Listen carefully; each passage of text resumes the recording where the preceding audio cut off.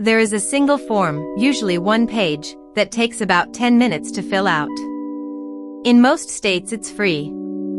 And filing it can cut hundreds, sometimes thousands off your property tax bill every year you own the house. Nobody at closing is required to file it for you. Not your agent. Not your lender. Not the title company.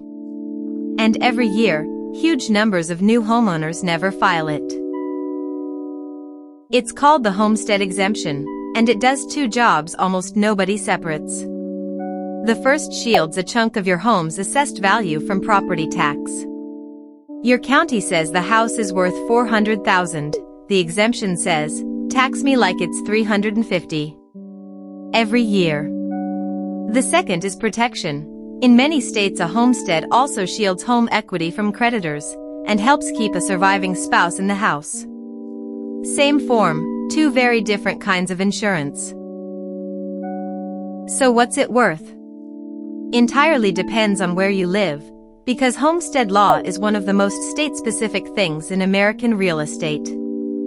Some states, a few $100s a year.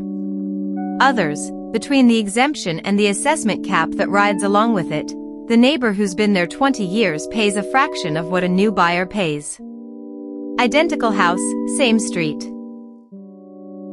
And that brings me straight to the trap, the tax number printed on the listing. This is exactly why I built buyerbeaware.io. You type in one address, and the report pulls that property's tax and assessment history, the exemptions sitting on it today, and how far the assessed value has drifted from what the place is actually selling for. Because the tax figure on a listing is the seller's bill, shaped by the seller's exemption and the seller's cap, sometimes after 30 years in that house. It is not your number. See the gap before you write the offer, instead of after your first tax bill. The link is in the description. Mistake number 1, and this is the big one. The exemption does not come with the house. When you buy, the seller's homestead exemption is not handed down to you. In most places it comes off the property, and you have to apply again, in your own name, as the new owner. And here is the cruel part of the timing. The exemption usually falls off the year after the sale, not the day of it. So your very first tax bill can look reassuringly normal, and the real pain shows up a year later, when the exemption drops and the assessment resets at the same time. People assume the low bill they got is the actual bill. It is not. Mistake number 2. You missed the deadline, and nobody told you there was one. Homestead filing deadlines are early, they are rigid, and they are almost never mentioned at the closing table. In a lot of states you have to own and occupy the home as your primary residence as of January 1st, and then file by a spring deadline. In Florida, that's March 1st. In Texas, the general window runs from January 1st to April 30th. Dozens of other states have their own dates and their own forms.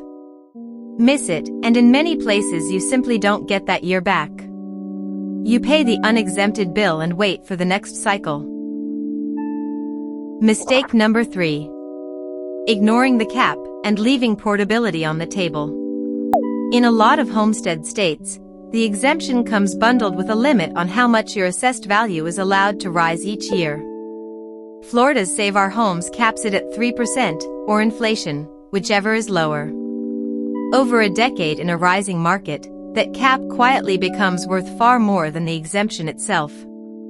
Which is exactly why it matters that the cap resets when the house sells. And if you already own and you're moving within the same state, some states let you carry your accumulated cap savings over to the new house. That's called portability. But usually only if you apply for it, in a window, on a separate form. Mistake number 4. Filing the basic exemption and stopping there. The general homestead is only the base layer. On top of it, most states stack additional exemptions, for homeowners over 65, for veterans and disabled veterans, for people with disabilities, for surviving spouses, sometimes for agricultural use or energy improvements. These are frequently separate applications, and nobody is going to volunteer them to you.